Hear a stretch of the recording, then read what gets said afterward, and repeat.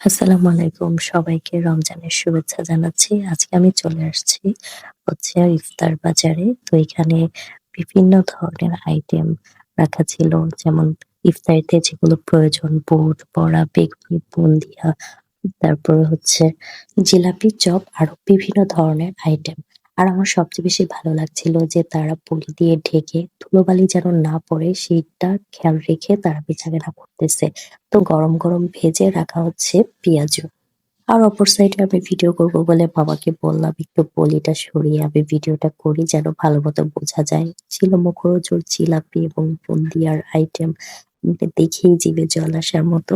So লোকেশনটা হচ্ছে সাঙ্গীপাড়া বাজারের শেষ মাথায় বা আকোয়া মাদ্রাসা কোয়ার্টারের শুরুতেই হচ্ছে এই মামার দোকানটা। এই মামাটাই ছিল অনেক বেশি ভালো এবং আন্তরিক। যারা এই লোকেশনের আশেপাশে আছেন অবশ্যই এখান থেকে ইফতার কিনবেন কারণ তারা পরিচ্ছন্নতা বজায় রাখেন। ভিডিওটা ভালো লাগলে অবশ্যই লাইক, কমেন্ট, শেয়ার করবেন। দেখা হবে নেক্সট ভিডিওতে। আল্লাহ হাফেজ।